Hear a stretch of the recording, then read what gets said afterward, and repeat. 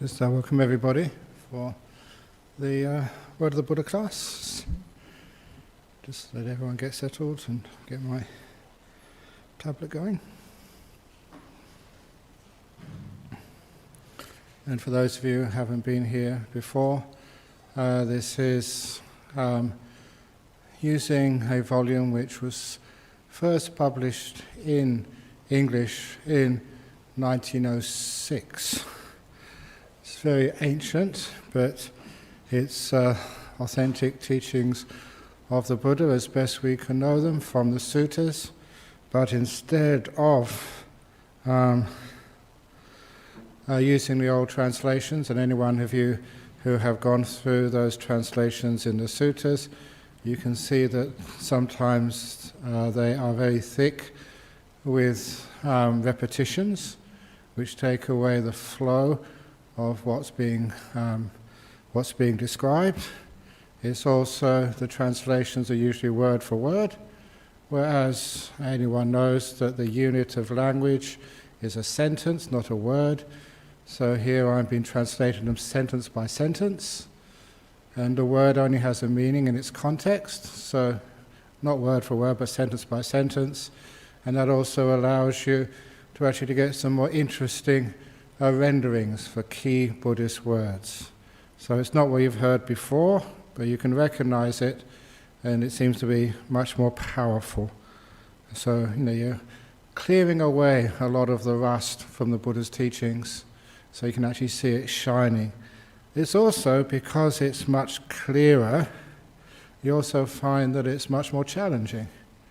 Some of the things which it says there are just, wow, this is quite something different than you may have heard before. So that's why it should not be just telling you what you've heard before, but actually seeing deeper in to what the Buddha actually taught. And again, it's not ever going to be the final version, because language always changes, evolves. We always find a better description of what the Buddha was actually saying, and so that this is always going to be work in action. But anyway, last time I was presenting this class, we presented, starting off with, it's the Four Noble Truths. Part of the Four Noble Truths is the Eightfold Path. So we're now on to that seventh factor of the Eightfold Path, which is called the Satipatthana. And that Satipatthana, here we go, mindfulness of the citta, the mind. Now each one of these always starts off with how do you do these right mindfulness. I'm going to go back to page, I've got 37, the very start of right mindfulness. So before I do that, I should always do the respects of Buddha, Dhamma and Sangha. So we do the Arahang Samma. No, we did Namo Tassa, so do Arahang as well. Yeah, okay. Nice. No, just do Namo Tassa, so. Namo tassa bhagavato arahato samma sambuddhassa. Namo tassa bhagavato arahato samma sambuddhassa. Namo tassa bhagavato arahato samma sambuddhassa. Buddhang dhammang sanghang namasami. So, if you go to the very start of the right mindfulness, which is, I've got on page 37, just the summary, the four focuses of mindfulness. They lead in one direction only. It never ever means just the only path.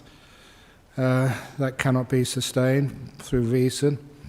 To the purification of beings, to going beyond sadness and crying, to the disappearance of physical and mental suffering, for the attainment of the true way, for the realization of Nibbana. What are the four? And in each one of these, I'm just going to go down to number 3 now, because this is the introduction to the mindfulness of the mind.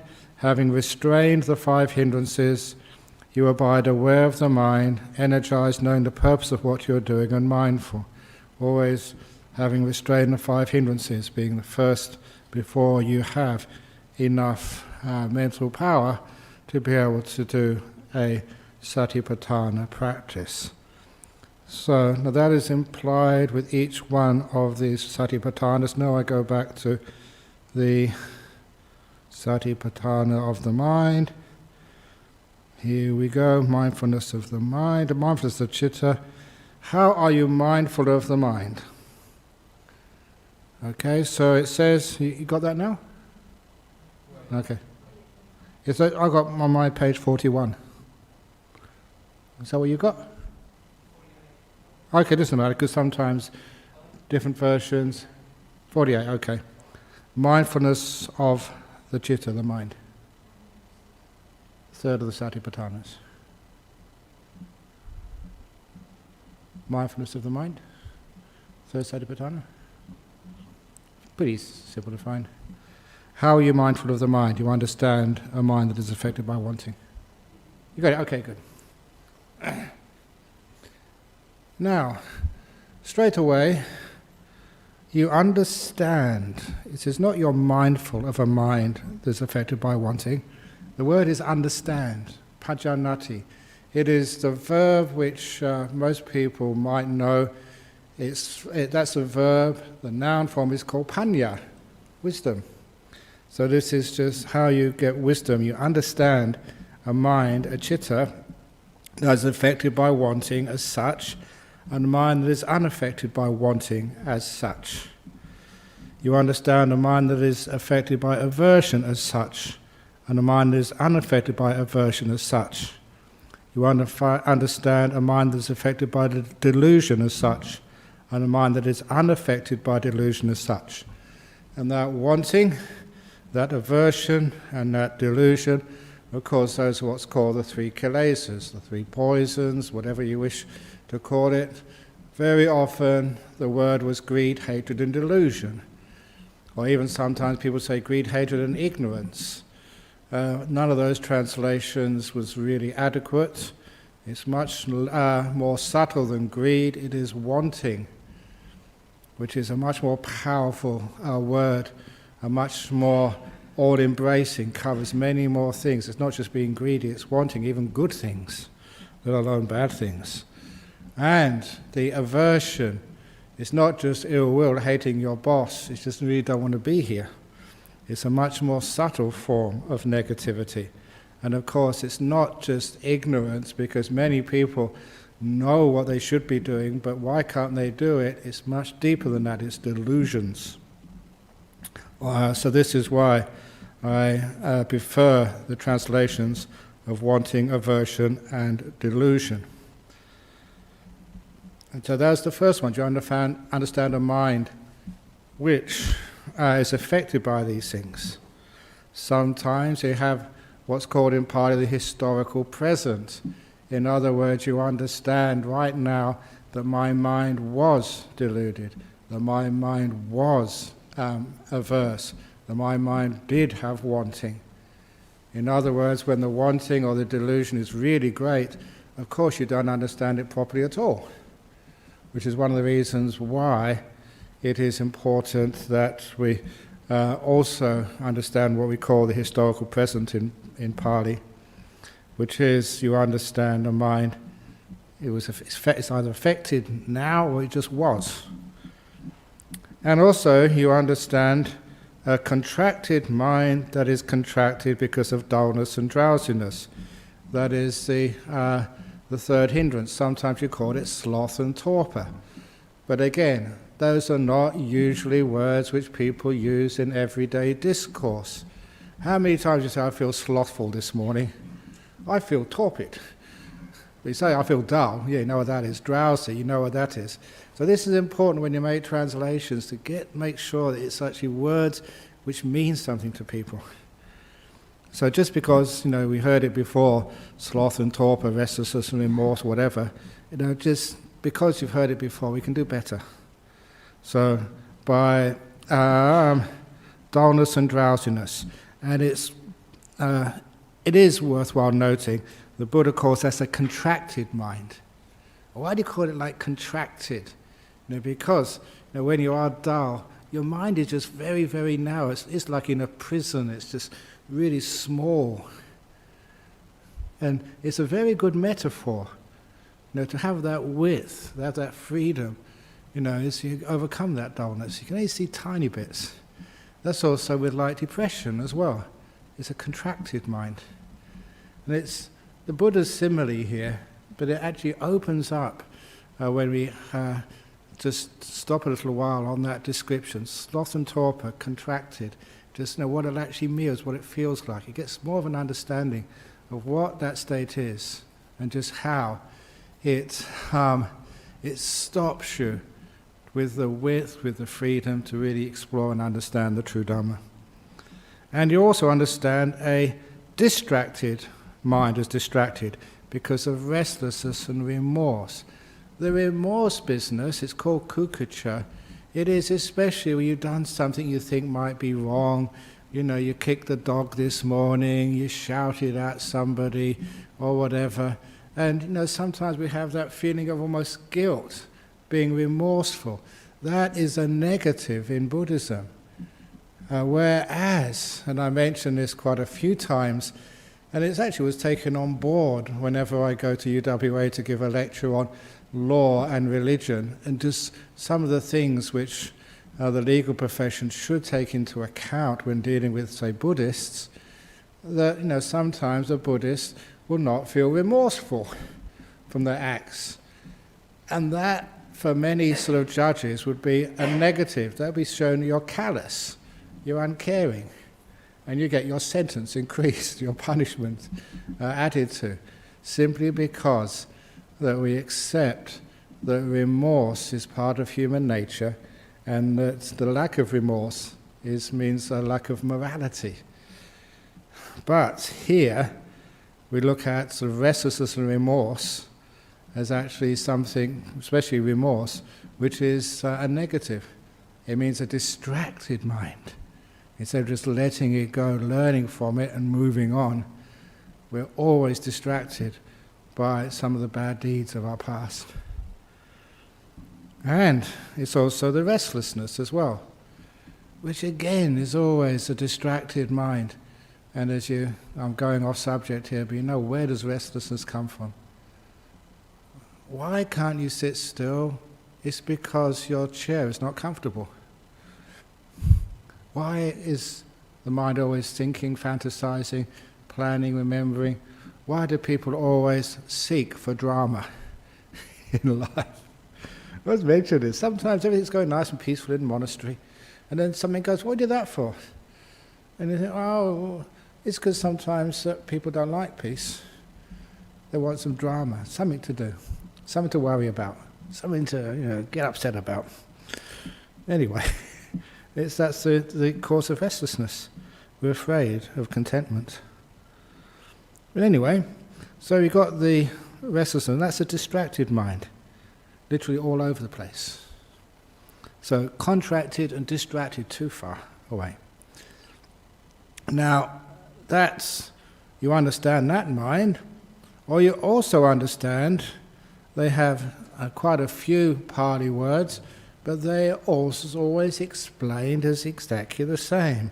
You understand an exalted mind, a surpassed mind, a still mind, and a liberated mind, and they're all referring to the achievements or the experiences of jhanas. As such, and one which is unexalted, unsurpassed, not still, not liberated, as not in jhana as such. So first of all, you understand the greed, hatred, delusion, the dullness and restlessness, and you can make a connection there between the 5 hindrances. The wanting, first hindrance, aversion, second hindrance, delusion, fifth hindrance, doubt, and the third and fourth hindrance, the distracted mind and the contracted mind, the dullness and drowsiness and restlessness and remorse. And the opposite of those 5 hindrances, jhana minds. So it's basically, to keep it very simple to understand this, and you can see that this makes a lot of sense here. You've got the 5 hindrances, enemies if you like. When those 5 hindrances are understood, overcome, then the jhanas happen. It's not what you want, it's just nature. And in this way you're aware of your own citta, this thing which is called a mind. They don't actually say what the mind is here in the state, but you understand just it's either a beautiful mind or a defiled mind. So you know it by those two characteristics. This is also, for those of you who have heard me, the second of the Satipatthanas, the Vedana. You know that you hear me call it like experience, instead of what many people say is feeling. Because they say, well, it's the nice feeling, pleasant feeling, unpleasant feeling, or in between. But that is not what we're really focusing on. That just describes what experience are, the three types of experience. Just so we know we're focusing on what experience is. So Vedana means experience, not the happy or the sad or the in-between part of it. Same here, we're focusing on the mind over here, not defiled or released. The mind, it's the mind which can manifest in those basically two states, jhanic or defiled. So it's ways of understanding what this mind actually is. Yeah. So just to make sure I understand, when we say the chitta, is it the summation of all the four khandhas, or just the consciousness itself? What actually is the chitta? And the really only way we can know this is that when all the other of the sense bases, the five sense bases, vanish. I'm going, this is not here, but it's in another sutta, the simile of the goldsmith. That if you have a goldsmith, to understand the nature of gold, its properties, to understand what is gold, you have to purify it of all other impurities. You could have some tin or some lead in it, so you get pure 100% gold. And then you can do your experiments, know exactly what gold is. And there was a simile to be able to understand what this mind is, a citta, to make sure it's released, purified from the other five senses. So, what actually is it? That is how you find out, you experience it, to get directions, get some intellectual understanding what it is. The way that the Buddha used this word, citta, is there's a couple of places. One is in the very famous, the eighth of the wrong views in the Digha Nikaya, Brahmajala Sutta. He said, that which we call citta or vijnana, consciousness, or mano, which is specifically the sixth sense base. He said, what people call that, that's, not permanent, not me, not mine, doesn't sort of persist. The point being here is the Buddha was acknowledging that people do not use these terms like philosophers or lawyers. They're terms used in ordinary life, the mind, the consciousness, the heart, whatever you wish to call it. So we have an idea of the body with the mind. But what actually is it? So to be able to be aware of the citta, to be able to even to do that satipatthana, the third satipatthana, really actually you have to have some idea of what to look at. To know the whole breadth of the mind, but at least you can have some idea of the mind. And surprise, surprise, though you've been coming off to my meditation classes long enough now, you know that after being aware, relaxing your body, then I ask people to go and have a look at their piezometer. Where the heck did that come from? What is a piezometer anyway? You're doing the third satipatthana here. You're being aware of the mind, whether it's contracted or distracted, peaceful.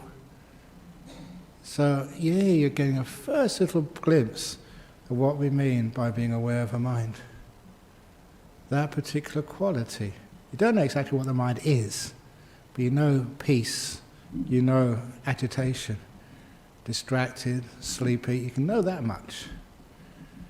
And so you're being aware of the mind by its qualities. You understand what a garden is by flowers and weeds. You see flowers, you see weeds, that's a garden somewhere. Get some idea there? Very good. Because the citta is quite fundamental, it's really strong, it's important, that's why people get some really weird ideas what the citta is. But anyway, this is where you start to learn about it. And in this way, you're aware of your own citta, you get to understand it.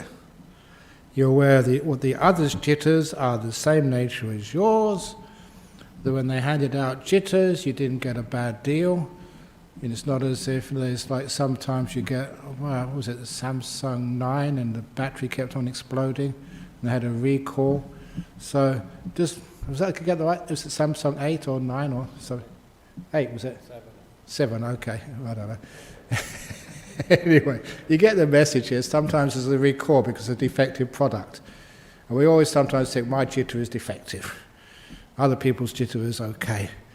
And it's no. What it says here is, you're aware your own citta, you're aware others' cittas are of the same nature as yours. So don't try and hand it back and get a refund. Or, you're abide aware both your own and others' cittas. Cittas are cittas, that's all. Or, now most importantly here, you abide aware of what causes the arising of the citta, the appearance of it. And that is nama-rupa. And we're not going into the Abhidharma description of nama-rupa, which really messed up the whole thing by giving a different description as in the sutras. Nama-rupa is basically the object of the consciousnesses. We have this beautiful simile of the sheaves of reeds, like people drying hay. Or if you've ever been to Asia, you see after the reaping the rice harvest and threshing the rice to get the little buds off, which is the rice, and then you dry the straw, which is a really important product.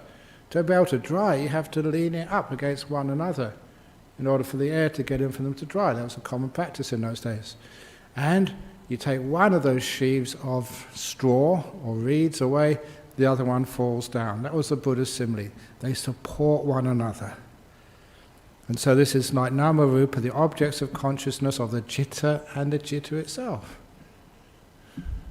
And here again, for those of you who know your Pali or know these sutras, citta is caused by nama-rupa, but also you have in dependent origination, vijnana and nama-rupa support one another. So even the vijnana in dependent origination, citta here, sometimes those words are used almost interchangeably. And when people try and find a difference between the two of them, say, no, vijnana, that's part of the khandhas, citta is outside of the khandhas. That doesn't make any sense. That's going much further than is makes sense. So what we do here is, cittas are cittas, and what causes citta is nama-rupa. Or you abide aware that the citta is the nature to cease. To cease means to stop, vanish, disappear, gone. Why? When nama-rupa ceases, when the objects of consciousness cease, then citta ceases. Or you abide contemplative citta's cause or nature, both arising and ceasing. Arising and ceasing doesn't mean like waves on the surface of a lake where there's always a lake there. This means these things arise and then they cease. The citta doesn't play around some underlying piece of existence which is always there, and sometimes it manifests into a citta. No, it ceases. When one thing disappears, the other one ceases. Gone. Vanished. or else mindfulness is just jitter, impermanent suffering, not me, not mine, not a permanent essence. Just jitter, that's all. Not me. You don't identify with the jitter. You don't own the jitter. It's not a permanent essence. It's not your fundamental identity, which lasts forever. No way. That was particularly wrong view number 8 in the what's it called, Brahmajala Sutta, first of the Digha Nikaya. And you abide independent, not clinging to anything in this world. You let go of the jitta. Rather, the jitta just disengages from itself. That is how you're mindful of the mind. Any questions on that? Yes. Ajahn, are these experiential knowledges? Experiential knowledges. First of all, you hear the teachings, discuss them, think them over, just understand them, asking the questions like you're doing, until you get familiar with the map. But that's all it really is. It's a map, but you understand the map, and then you travel there, and you check it out. It doesn't matter how well you know a map. In Google Maps, even you can see street views, I don't know, whatever you can see, but actually being there is very different. So being there, you need the map, but you need the experience, you need the two together. But here, you are aware of these things, you've got to experience what a dull mind, what a jhana mind is. Otherwise, you haven't completed the satipatthana here. And then you understand how these things arise and how they pass away. What causes the arising of these things? What causes the arising of a jitta even in jhana? It's not willpower. The right objects come up. So Ajahn, the map and the experience, is that dependent on how powerful the mindfulness is? Like if it's weak, you might have the intellectual... How powerful the mindfulness is. It is, there's many, many things which create sort of the power to be able to practice these satipatthanas. Remember, the beginning, there's a reason why I said at the very beginning that that you have restrained the 5 hindrances. Vinaya, loke, abhijado, manasang. The vinaya doesn't mean totally abandon, because that comes after the jhanas. To totally abandon the 5 hindrances, you've weakened them, really restrained them, to the very, not very. And how do you do that? By the first 6 factors of the Eightfold Path you've been practicing before. You've got a right view. You understand this is not an achievement, not a personal gain. At least you have that idea. So you're not trying, you're letting go, renouncing. You have the second factor, which I focus on, renouncing, being kind, being gentle. Sometimes I call it make peace, being kind, being gentle. The right motivation, where you're coming from. The kindness, the gentleness, the letting go. That's the second factor. And from then, the kindness, renunciation, the gentleness, you get all of your precepts from there. The right speech, action, livelihood. Where does that come from? It comes from the other factors. And you have right speech, action, livelihood. You don't have so much remorse, hardly any remorse. You're peaceful, you've got joy, you've got inspiration. If you keep precepts and morality, you get this huge boost of mindfulness energy. That's in the Samannapala, just the joy. The Avayapaja Sukha, when you have the beautiful virtues, the blameless happiness, and then through the restraint, furthering the restraint, the right effort, endeavour, is the saying no. That renunciation, which does take a little bit of commitment, endeavour. That's a good word, right? Commitment. Yeah, I like that one, okay. So from that image you get much more power, and from that you get the energy. Okay. Oh, John was first, sorry. John at the front.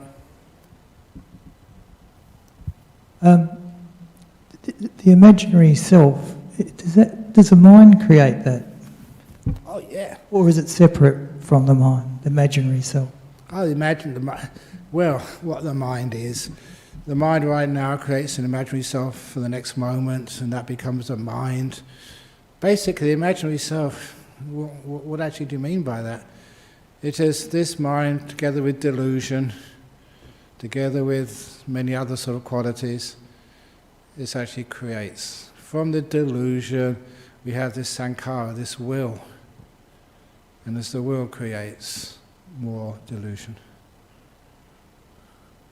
perpetuates. Imaginary self creates whatever suffering. One of the most interesting and illuminating teachings of the Buddha was, the vipalasas. View. If you have a wrong view, not accurate view, it means you create inaccurate perceptions.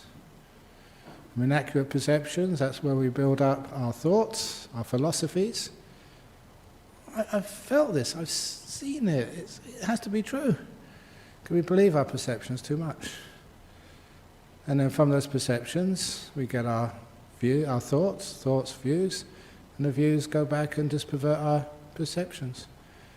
This is the old vicious cycle. You can start anywhere you like on that three things. The distortion of the cognitive process. Say you have a wrong thought, that gives, that's what builds up your views. From wrong thoughts you get defective views. From defective views you get defective perceptions. Defective perceptions, more defected thoughts. You can see that happening. An obvious example is that President Donald Trump, he actually believes what he says.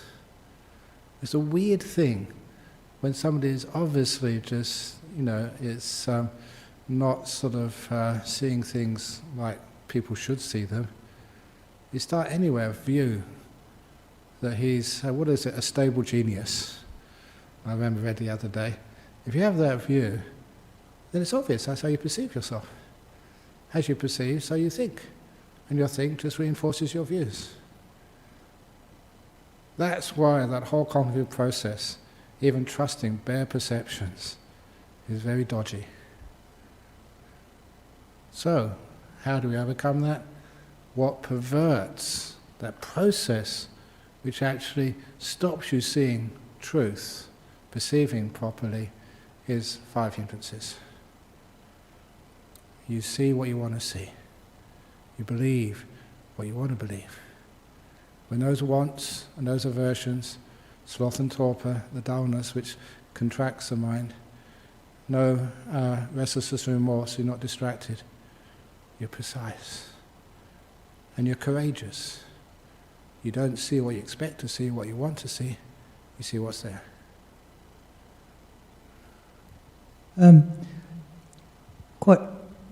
occasions you say things like, we should be kind to our minds. It sounds as though that we, the self, imaginary self, is separate from the mind. We're going to be kind to it. So that thing, that's just the, they call it conventional speech. You have to, if you try and do it another way around, say, the 5 khandhas should be kind to the 5 khandhas.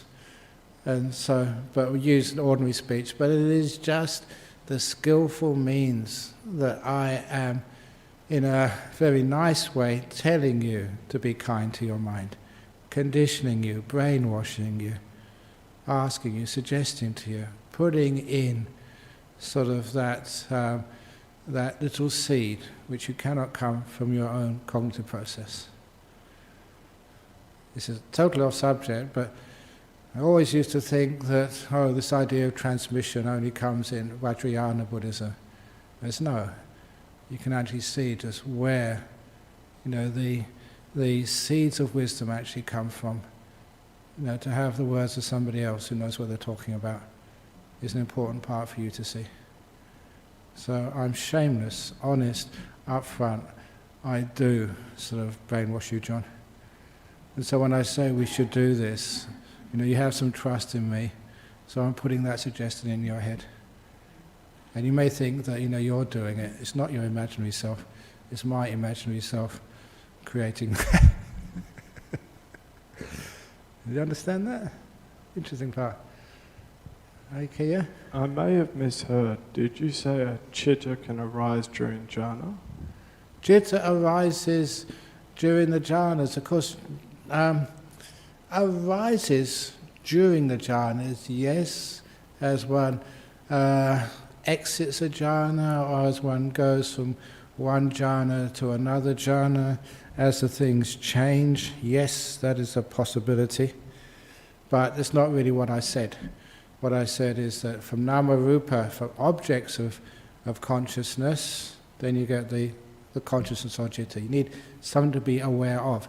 That is one of the ways that the jhanas actually work. So you're really, really still, just almost like a single object of perception, especially from the second jhana onwards. Single object, because nothing moves, nama rupa does not support the continuation of that chitta. It turns off and something deeper comes. And then something deeper.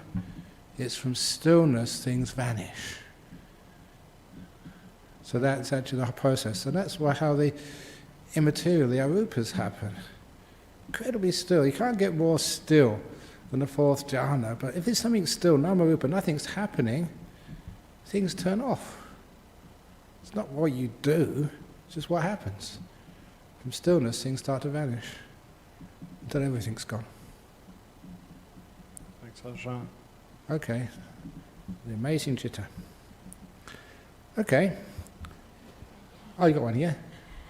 Ajahn, how can one abide with the mind of aware of someone else's mind? Like you have to have a sixth sense or something? Oh no, remember, it's don't not aware, you pajanati. It's great when you actually point this out. That how you mindful, you understand a mind that is affected by wanting. In this way, you are aware of your own citta, you're aware that other citta is the same as yours, you abide aware of both your own and others' cittas because you understand these cittas are of the same nature. So it's the understanding. Once you have that understanding, then the awareness, the mindfulness is always used in the case you see things as they truly keep in mind. They know that other people's cittas are the same as yours, same nature. Okay, just one question next. I should be going off, carrying on, if that's okay. Just one question per person. No, you've already done yours. Yeah, so wait till the next pause and then you can ask another question. Okay, so we'll go off to the mindfulness of the citta, now the mindfulness of the mind objects. That's all there is for the mindfulness of the mind, very short. How are you mindful of the mind objects? And again, that first introduction, which is having restrained the five hindrances, energized, understanding the purpose of what you're doing, and mindful. The purpose of what you're doing is an important part here. That's called sampajanya. Why are we doing this? And it's not just to get enough material to get a PhD in neuroscience. It is, and it says here, you abide, in other words, the mindfulness is just a citta, impermanent suffering, not me, not mine, not self, is established in you to the extent necessary for mindfulness and wisdom essential to liberation. That is the purpose. So first of all, we have to have restrained the five hindrances, have enough mindfulness, and always keep in mind the purpose of this, what we're doing this for. So the five hindrances, you are mindful of mind objects in terms of the five hindrances. The mind objects, not the citta now, what the objects of the mind is. So, when there was wanting regarding the five senses, you are mindful that there was such wanting. When there is no wanting regarding the five senses, you are mindful there is no such wanting. You also understand how such wanting arises, how to let go of such wanting, and how such wanting doesn't arise again. This is the karma chanda, which is the wanting in the realm of the five senses. It does not affect actually the wanting in the realm of the mind. There being aversion in you, there being dullness and drowsiness in you, there being restlessness and remorse in you. When there was doubt in you, you are mindful there was such doubt. When there is no such doubt, you are mindful there is no doubt. You also understand how such doubt arises and how to let go of doubt, how doubt doesn't arise again. So there's an understanding here. You understand it, you understand when it's absent, and then you understand the cause, what allows these things to arise, and how, that these things don't arise in the future. So it is not just being aware, but it's for the purpose of understanding how these things work. So just like sometimes if any of you learn how to fix up your own cars, or in the old days you could probably do that, I don't know, maybe it's just far too complicated these days, or fix up your own motorbikes, or fix up your own bicycles, that, you mess around with it first of all, and you put it together again. Just a bit of trial and error, you find out, you actually understand how these things work. What causes it to go well? What causes it not to go well? So this is where you understand these five hindrances. What causes them? What overcomes the dullness and drowsiness in you? And we go on to the little tangent from Majjhima 39 about the five hindrances. Suppose you took out a loan and your business was successful. Then you repaid that loan, there was enough left over for your own enjoyment and for that of your family. As a result, you'll be glad and full of joy. Or suppose you were very ill. That was a simile for the first hindrance. So, the first hindrance of wanting things, it is whenever you have that wanting, that is some suffering there, you're actually in debt. And so when you either get what you want or you let go of wanting anything, when there is no wanting, then as if you have happiness. When you want something more, you can't enjoy what you already have. So that's why taking a loan out, borrowing stuff. Or for the aversion, suppose you were very ill, you couldn't eat or sleep and had no strength. Later, however, you recovered. You can eat and sleep well again, and you regained your strength. As a result, you'll be glad and full of joy.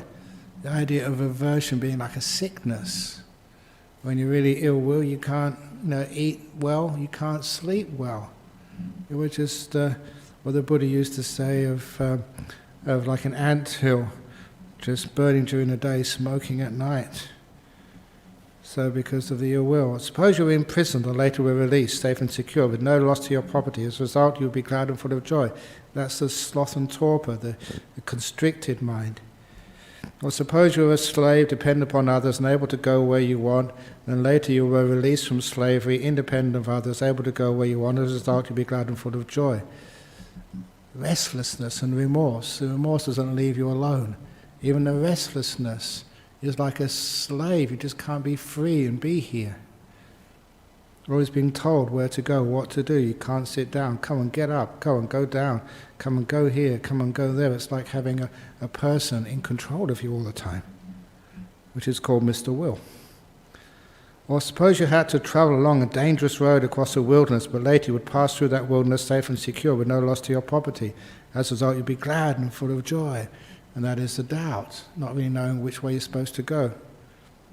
So too, when these five hindrances were present, you look back upon them as a debt, wanting, a disease, aversion, a prison, dullness and drowsiness, slavery, restless and remorse, and a dangerous road across the wilderness, doubt. But when these five hindrances have been abandoned, you regard that as freedom from debt, health, release from a prison, freedom from slavery, and reaching a land of safety. Sometimes, every now and again, you see articles on trying to abolish slavery in our world. I'm very much into abolishing slavery. being a slave to the wants of your mind. Restless, never feeling free, always having to do something, go somewhere. A slave to your will. He. Anyway, the opposite of the 5 hindrances, the 7 enlightenment factors. Or you are mindful of mind objects in terms of the 7 enlightenment factors. When the enlightenment factor of mindfulness is present, the enlightenment factor of mindfulness is present in you, you understand that it is present. When the enlightenment factor of mindfulness was not present, some translations, I've looked at them, when the enlightenment factor of mindfulness is not present in you, you understand that it's not present. If it's not present, you don't know what's going on. So what it means is the historic present, the enlightenment factor of mindfulness is present in you. Yeah, I know I'm mindful now, but if it was gone, I realised it was not there. You also understand how there comes to be the arising of the absent enlightenment factor of mindfulness and how it comes to fulfillment by development. It's not just by wanting that I become mindful. You understand what the causes of mindfulness are. What are the causes of mindfulness?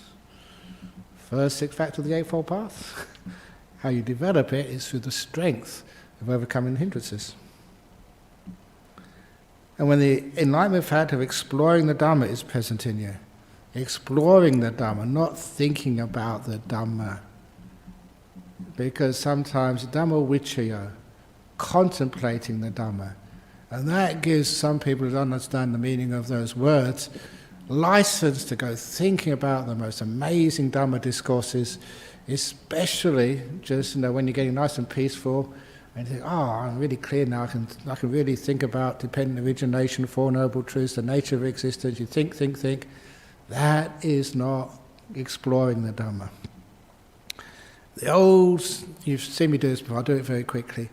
What is it I'm holding up now?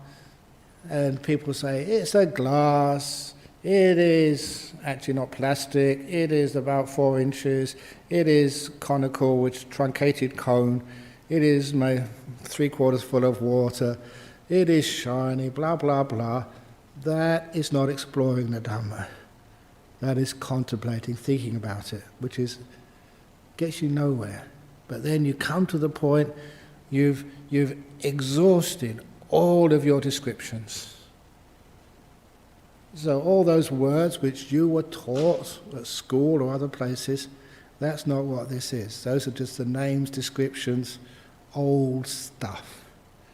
Until you can actually just allow your mind just to settle on this.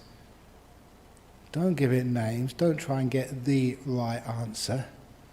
It's interesting, as soon as I do this little experiment, people say glass, I say no, and then someone else, oh yeah, I got it, it's 3/4 full, or whatever, 1/4 empty. They always want to get the right answer.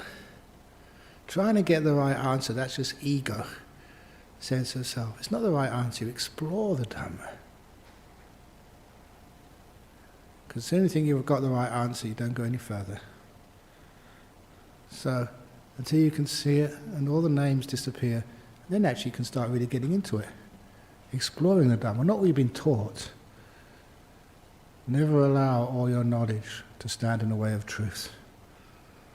He. So, when the enlightenment factor of exploring the Dhamma is in you, when the enlightenment factor of energy is present in you, now this is not coming from striving. You get the mindfulness, allow the mind to explore the Dhamma, you get really inspired, you get really high energy. And from the high energy, when the enlightenment factor of joy is present in you, joy, be careful, you get attached to it, it never says that. Joy, if it comes from the right place, is good. It's what's supposed to happen. If it's present in you, understand it, where it comes from, and how it comes to fulfillment by development. You can fulfill the joy. The factor of tranquility. Tranquility, you don't again use willpower. Be still, sit still. My headmaster used to say, sit still. That wasn't very pleasant at all. That's not how the factor of tranquility is present in you. It comes from the joy. If you're happy to be here, you've got a comfortable, happy seat, of course you don't need to move.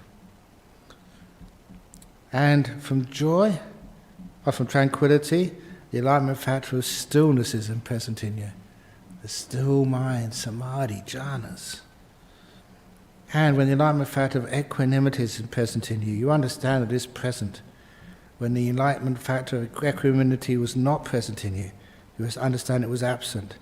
You also understand how there comes to be the arising of the absent enlightenment factor of equanimity and how it comes to fulfillment by development. So those 7 enlightenment factors of mindfulness, exploring Dharma, energy, joy, tranquility, stillness and equanimity, they are the direct opposites of the 5 hindrances. So 5 hindrances are the bad guys. 7 enlightenment factors are what happens when those hindrances are not just restrained, but just obliterated for a while. So that really, the causes of these things, that's why those 2 were the main part of the 4th Satipatthana. And before I go on to the other stuff, the great research done, many versions of this sutta is found in many places, and the earliest ones stopped there. The 4th Satipatthana, earliest versions only had 5 hindrances, 7 enlightenment factors, nothing else. It's not that what comes later is wrong, but when you see that this was the earliest version of the Satipatthana Sutta, just 5 hindrances and 7 enlightenment factors, it makes it powerful and far more clear. That's what we do these things for. Understand the purpose. When you're mindful, what causes them? Just like my old peaceometer. What causes the mind to be peaceful? What causes it to get agitated? Find out the causes, what makes it arise. 5 hindrances. What causes the 5 hindrances? What causes the 5 hindrances to disappear? What causes the enlightenment factors? Things like exploring of the Dhamma, energy, joy, tranquility, stillness, equanimity. What causes these? So that is and it's not you. It's not, you're not skillful enough, not putting enough effort in. It's not wisdom, willpower, it's always wisdom power. So that's the main part of the 4th Satipatthana. Anyway, we're going to go on to some the other parts of the Satipatthana, the last Satipatthana, 4th Satipatthana, in a minute. But now I will pause for any questions again.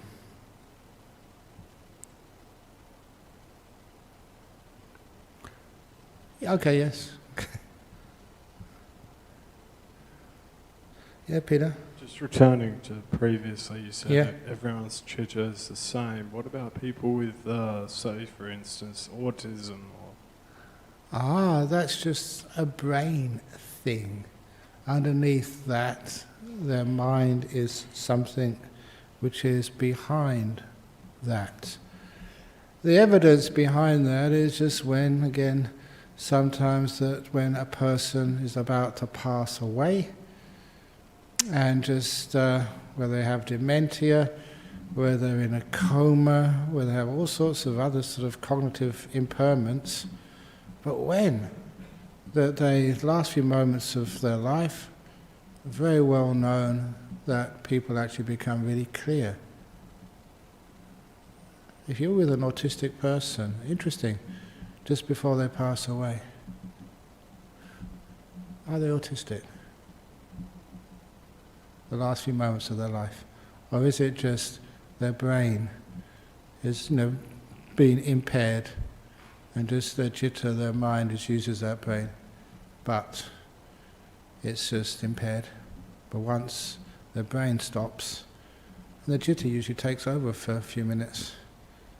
That's why so many people, comas, dementia, haven't known their children for 3 or 4 years.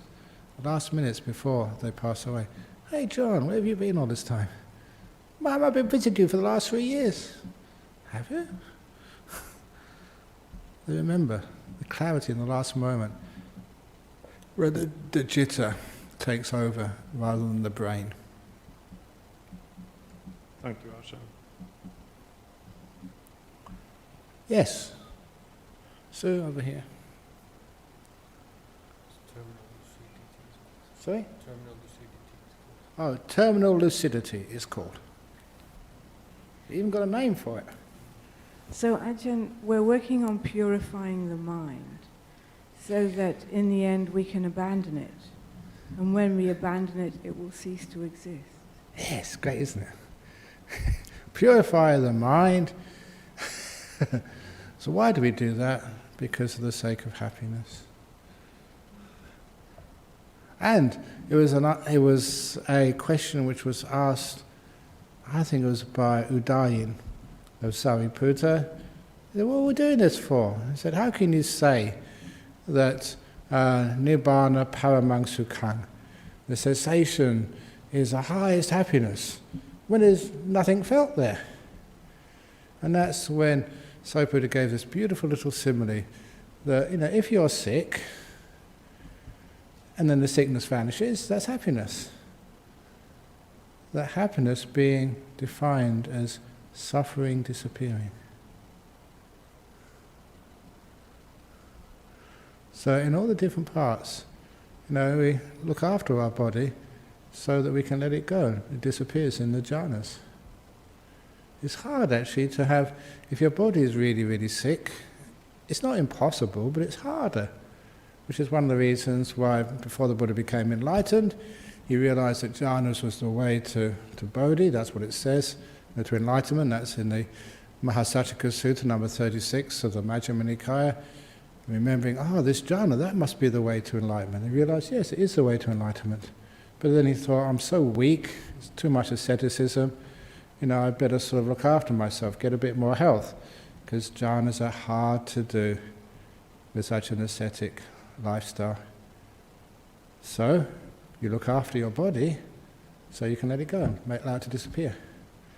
You purify your mind so you can let go of your mind. Otherwise it's always bothering you.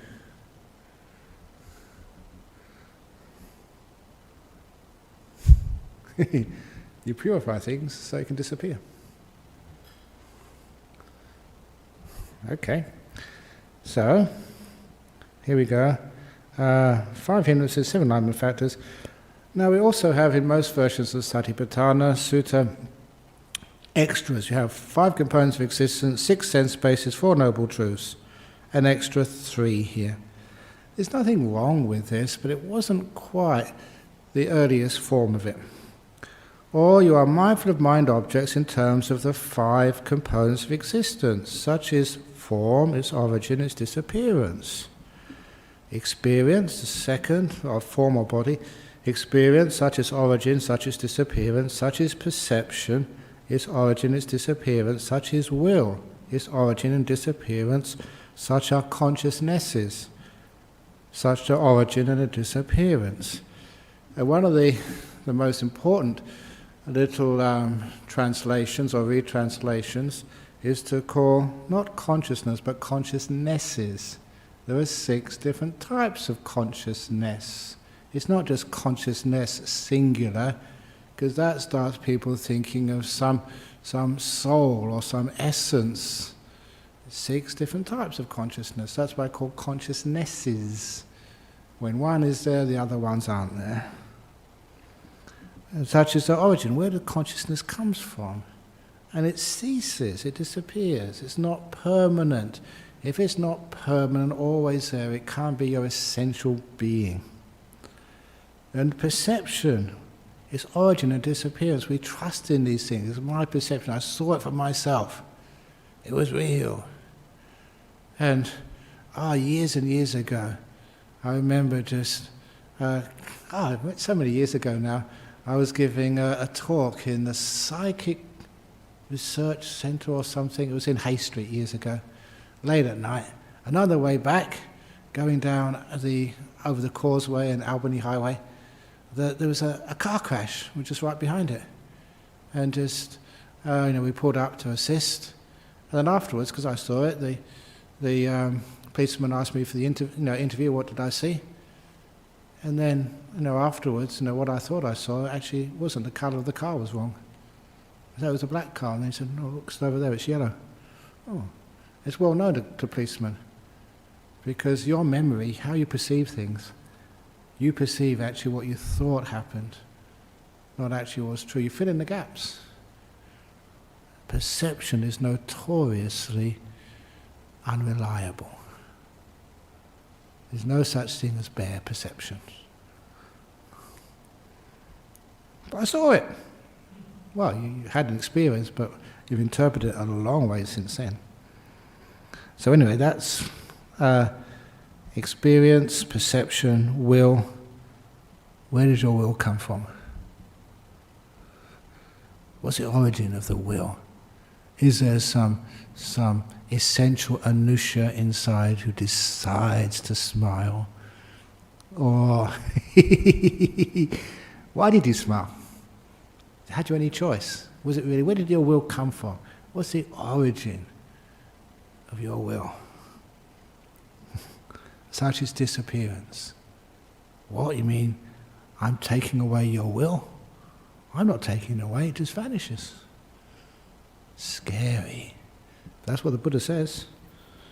It's origin disappearance. Or the 6 sense bases. Or you're mindful of mind objects in terms of 6 and external sense bases. You understand sight, understand forms, that's what sight sees, understand the fetter that arises dependent upon both, understand how there comes to be the arising of the unarisen fetter, how comes the abandon of the arisen fetter, and how there comes to be the future non-arising of the abandoned fetter. Wanting, you see things. As soon as you see things, you want to get rid of them, or you want more of them. Amazing, just sight is a big pain in the eyeballs. Or whatever. And sometimes people just want to see more things. Have you seen the Great Wall of China yet? If you haven't, if you can't afford it, come to Bodhinyana, you can see the Great Wall of Bodhinyana. What do you want to see things for?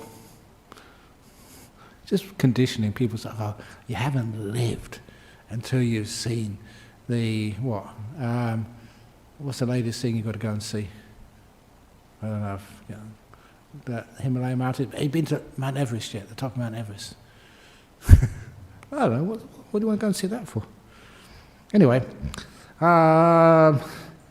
that's the fetter. That goes with all the other ones. You're mindful of mind objects in terms of hearing, smelling, tasting, touching, and also the mind. Or in terms of the Four Noble Truths. You're mindful of mind objects in terms of the Four Noble Truths. You understand that it actually is, this is suffering. This is the origin of suffering, cessation of suffering. This is the way leading to cessation of suffering. Now, each one of those things, if you do them, then that's helpful because you understand the rising and passing away of these things, what causes them, and because they're caused, when the cause disappears, just like the old oil lamp simile, remember Agawachagota? That's the flame depends upon the wick, the heat, and the oil. It's caused. When those three things come together, the oil, the wick, and the heat, you get the flame. But when one of those causes disappears, then the flame ceases in nirvanas. That's what we mean by cause and effect. Just like the arising of will. It's just like a flame. It has its causes. When you take one of those causes out, it disappears. It's not you. I mean, I'm not responsible for all my silly jokes? Yes. It's total conditioning. My father. Blame him all the time. Silly jokes he used to tell me. Anyway, the summary of the mind objects. In these ways you are aware of mind objects. Are you aware that others' mind objects are the same as yours? Same nature as yours, sorry. Are you like just the mindfulness of a Buddha is the same as the mindfulness in you? Same nature. Maybe they're not as powerful, but the same nature. Or else you abide aware of what causes the arising of mind objects. Attention. We abide aware that when mind objects have the nature to cease, when attention ceases, or you abide a contemplating mind objects cause the nature of both arising and ceasing. Or else mindfulness is just mind objects, impermanent suffering and not me, not mine, not a permanent essence, is established in you to the extent necessary for mindfulness and wisdom, essential for liberation. And you abide independent, not clinging to anything in the whole world. That is how you are mindful of mind objects. And the summary. So, it was with reference to this that it was said the four focuses of mindfulness lead in one direction only, for the purification of beings to go beyond sadness and crying, disappearance of physical and mental suffering, for the attainment of true way, for the realization of Nibbana. Now, any questions? We've got a little bit longer. Yes. Going back to the question earlier on, the way I understood it, the brain and the mind. Oh yes, yeah. Yeah. Well, I've got a few friends at the moment who are suffering with Alzheimer's and Parkinson's disease, quite a few people. And they've been getting very frustrated saying, the partner won't do what I tell them.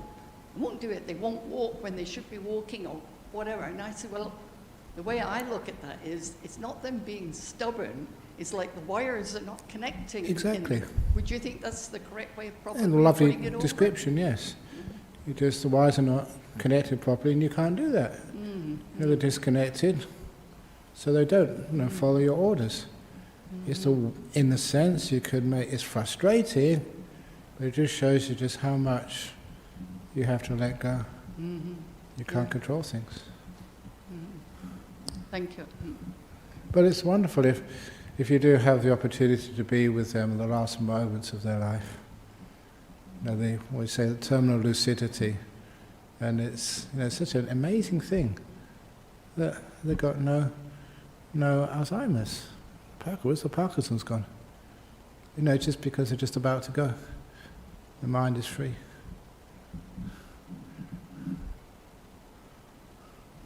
Okay. So we'll go a little bit further through Nibbana, through Anapanasati. That's okay. Because sometimes, as many of you may have heard, that people think that Anapanasati is called Samatha and Satipatthana is called Vipassana. And just to make it quite sure that Nibbana through Anapanasati. I'll do more of this later on, the next time I'm here. When mindfulness of breathing is developed and cultivated, Anapanasati, it is of great fruit and great benefit. When mindfulness of breathing is developed and cultivated, it completes the four focuses of mindfulness. So you do Anapanasati, and then by doing Anapanasati, you do Satipatthana. The same. No difference. Do Satipatthana by doing Anapanasati. So the idea that one is Samatha, the other one is Vipassana, is totally refuted. And this is the teaching of the Buddha. And when the four focuses of mindfulness are developed and cultivated, they complete the seven enlightenment factors. When the seven enlightenment factors are developed and cultivated, they complete true knowledge and deliverance, enlightenment. So it's not a sort of separate practice. Anapanasati is Samatha and Vipassana, all rolled into one. And anyhow, this is from the Anapanasati Sutta. Mindfulness of breathing completes the four focuses of mindfulness. And it got some interesting little points here, which I'm going to bring out. When the in-breath and out-breath are long, and you're aware that they are long, when the in-breath and out-breath are short, and you're aware that they are short, when you learn to experience the whole of the breath as you breathe in and out, when you learn to calm the body of the breath as you breathe in and out, on those occasions you are mindful of the body, having restrained the five hindrances, energized, fully aware of the purpose and mindfulness, and mindful, because in and out breathing is regarded by the Buddha as a body in the category bodies. It is why on that occasion the meditator abides mindful of the body, having restrained the five hindrances, energized, fully aware of the purpose and mindful. And the point I'm going to just focus on this afternoon is that sometimes you get questions. It's a controversy which should never be controversial if people have a look at this passage from the word of the Buddha. The third of the stages of Anapanasati, of when you learn to experience the whole of the breath as you breathe in and out, the Pali is Sabakaya Patisangvedi. You experience the whole of the kaya. And so some people say, okay, yeah, you know a long breath, you know a short breath, and now you go back to awareness of the whole body. You know, the toes, the arms, everything.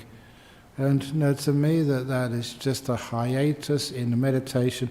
You're trying to let go of the body, and now you have to go back to the body. What do you mean? You experience the whole body at this particular stage? And of course that's not what happens naturally. Naturally, once you start to know the breath, as the mindfulness increases, of course you get to know more of the breath. From the very beginning of the in-breath to the end of the in-breath. The whole of this thing called an in-breath or an out-breath. But it says the whole body. And he said, look what the Buddha said, we call the in-breath and the out-breath a body in the category of bodies, says the Buddha. So it is, by watching the breath at that stage, that counts as a body. It's said specifically by the Buddha here. And it's a natural progress. Even if you never learn Anapanasati, you just do it naturally. This is just what happens. As you calm and relax more and more, it's just not watching in, out, or long, or short, whatever. It's obvious that you get much more aware. You can see the very beginning of an in-breath, the very end of an in-breath. It is exactly the same as when you do your walking meditation, a Changama. Yeah, you can start by noticing you're lifting and walking, left step, right step. But after a while, you see just the whole of the many, many different movements are just in one step. You see the whole body of a step, of a left step, the whole body of a right step. It's just not left, right, left, right, left, right. It's amazing just how things actually move through the air and how the foot meets the floor again afterwards. So I always quote this to confirm what happens quite naturally, and don't sort of misinterpret it or just spoil the natural progress of the meditation by after the first two stages of Anapanasati trying to become aware of your whole body. Doesn't mean that at all, it means the whole breath. And lastly, to calm the breath as you breathe in and out. It just again happens quite naturally because you're not doing very much. You don't need so much oxygen, therefore they're just naturally, just the breath gets less and less, more smooth. Next, we say that much is just fulfilling the first Satipatthana. Second, when you learn to experience joy as you breathe in and out, when you learn to experience pleasure as you breathe in and out, when you learn to experience the mental formation, citta sankhara, of pitta sukha as you breathe in and out, when you learn to calm this mental formation of piti sukha as you breathe in and out, on those occasions you are mindful of experience, having restrained the five hindrances, energized, fully aware of the purpose, and mindful, for being mindful of the pleasure associated with this stage of breath meditation is being mindful of experience. That is why on that occasion the meditator abides mindful of experience, having restrained the five hindrances, energized and fully aware of the purpose and mindful. You experience the joy and the pleasure. Number one, this is what is supposed to happen. This is what the Buddha said. This is what you're supposed to do. So don't be afraid of the joy and pleasure which comes at this stage of the meditation. Sometimes people say, oh, you're enjoying yourself, you get attached. Pleasure is bad in religious life. And it's just wrong. Too often that, I've been meditating and people take your smile off your face, you're not practicing enough. You've experienced suffering. You only get someone with suffering, no pain, no gain. And this is total wrong. You're supposed to enjoy the joy and the happiness. It's an important part of the path. And number two, where does that joy and happiness come from? It's not from the body. It's not a kaya sankhara. It's a chitta sankhara. It's a mental formation. And I've said this so many times, it just happens that when you start to get very calm and peaceful, your mindfulness really starts to increase. Everything you see, smell, hear, feel becomes so pleasurable. The old content of the toilet bowl during a retreat, similarly. You can never say, the contents of a toilet bowl, that the happiness, the joy actually exists in that sort of, the product of a number two. How come it looked really beautiful? It was a mental formation of that, the chitta sankhara. It's natural. When you get very peaceful and still and highly mindful, whatever you see, the mind adds beauty to. The leaf on a tree, you've never seen anything so green before. There's clouds in the sky, incredible. And just the food which you eat becomes incredibly delicious. It's not inherent in the food. It's not a kaya sankhara. It's a chitta sankhara. What you add to it. And it's important you do this. It's natural. That's why this is full of so much little interesting bits here. And this is you learn how to experience these things and understand where they're coming from. And, okay, we might as well carry on. When you learn to experience the citta as you breathe in and out, you learn to brighten the nimitta. It's Sampasadanang Chittang. You know what his name is? Sampasada. And you learn to settle the nimitta, samadahang chittang, and then vimochiang chittang. Those are the four parts, the 9th, 10th, 11th, 12th stage of Anapanasati. And it's nice to hear the citta. What is that citta you experience when you get this great joys coming up in the mind? You get this beautiful light coming up, the nimitta. Why do I say that citta is a nimitta? You can see that they're saying, I forget what it is now, that this mind is pabhasara cittang, which means luminous when the hindrances are not on top of it. This is what's happening here. That 9th stage, at last, it's like the citta, like the moon, full moon, freed from the clouds. The defilements just have disappeared for a little while. The 5 hindrances are weakened. So it becomes like this beautiful nimitta, this light in the mind, the pabhasara citta. And that's actually where the first time you can really get to understand what this citta is. And at the same time, 5 senses are mostly gone. At least they're very weak. And then you learn to brighten it up. Give it a bit more energy. Boost of brightness. And those people who practice it to this stage, it's, sometimes it's incredibly bright. I don't know how many... Over in Jhana Grove, I've got these, courtesy of Singapore Airlines, nice little plug for Singapore Airlines, got all these eye shades.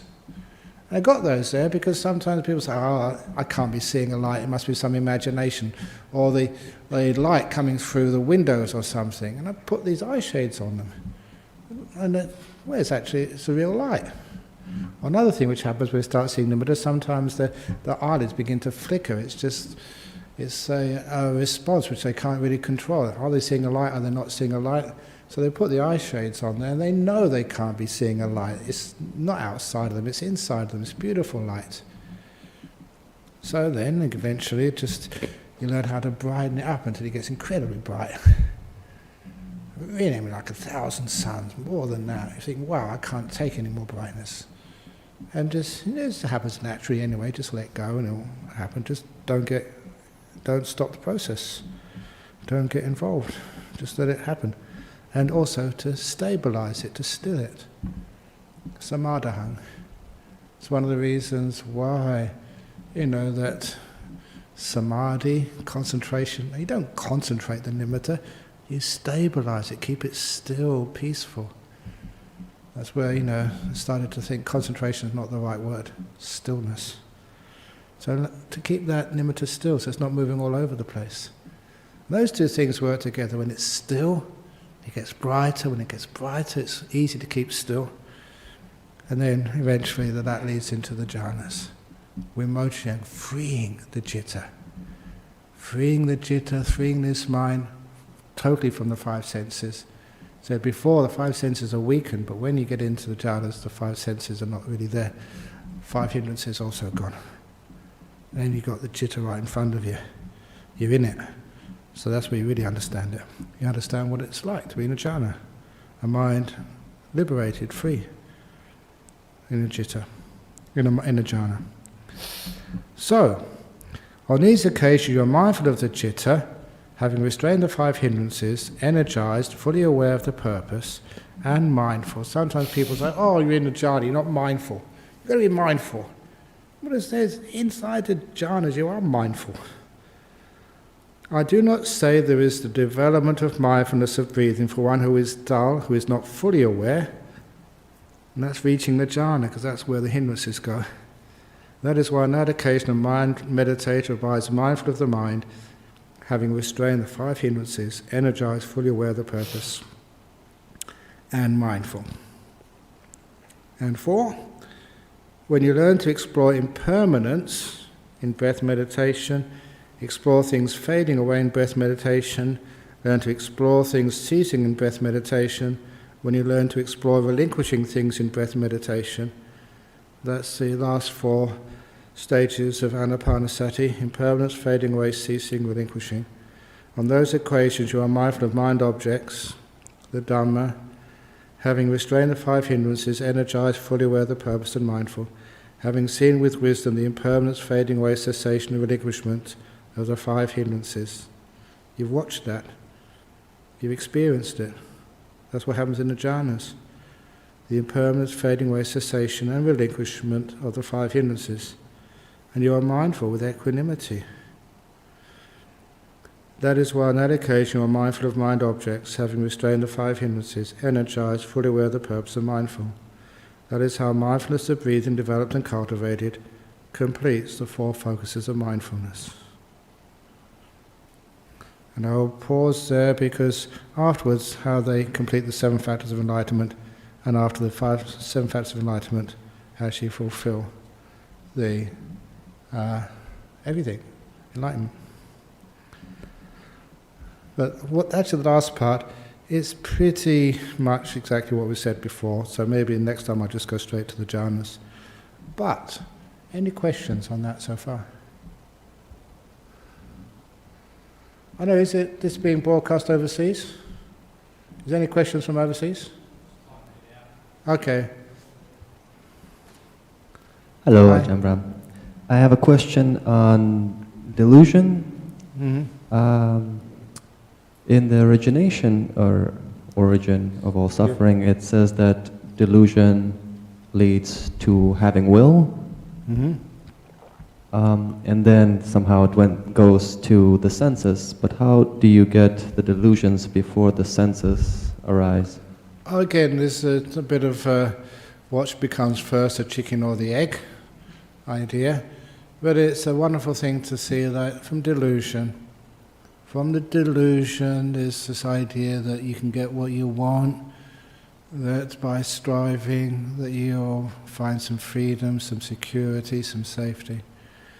And after a while, something comes up to give you a little bit of wisdom to try letting go. And there you find, because letting go is not creating the sankhara, it's not doing the will anymore. Sankhara, one of its core meanings is will. Volitional formations. The volition is really important, much more so than formation. These are willed. And so that a little bit of a time you get sort of letting go of the 5 hindrances, and that actually stops the will for a little while, enough to have an opportunity to see through delusion, see things as they truly are. Or the other little statement which comes up again and again and again from the Buddha is that it's from that stillness, from the jhanas, that you see things as they truly are. Samadhi pachayang yata bhutayana dasanam. That deep, deep stillness is the cause for seeing things as they truly are. Because the point is, from that stillness, it overcomes the 5 hindrances for a while, which gives you that literal window of opportunity, that window of clarity, to actually to see what was delusion, what is clarity. And it's from there that you weaken the hindrances until those hindrances are totally overcome. Only then can you say that delusion has been abandoned. Okay, got some questions from overseas. Thank you. Okay. It's Venerable Canada. In London, that's Venerable Chanda. I have a question about being mindful, about not being mindful.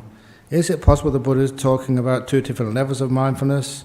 Either basic mindfulness developed before jhana and satipatthana knows that a deeper, more penetrative mindfulness after jhana is absent. It is actually true that there are different levels of mindfulness, but I think here, like, it means that you understand what mindfulness is and what mindfulness isn't, and it doesn't really mention the different powers of the mindfulness here, but it is a case that in that fourth satipatthana of understanding these mind states, how can you really be mindful, really understand, when there's no mindfulness there, or when the mindfulness is weak. Even if it's not, if it's weak, you can sort of understand it, but you're not getting the full picture. You're subject to being deluded, and you can't trust, what you see. So, in order to truly understand it, you're mindful that mindfulness wasn't there afterwards. So otherwise, if it's not real full mindfulness, you can still sort of get it wrong time and time again. Okay, so it is actually now 4:30, and it's time that monks went back to their monastery before a big storm comes. So now we actually do some bowing down, and actually what time is it now? 8 o'clock. You should still be resting, Venerable Chanda in London. Go back to bed. Take a rest. So, okay, sadhu, sadhu, sadhu. We're going to do some bowing now, an Arahang Sama.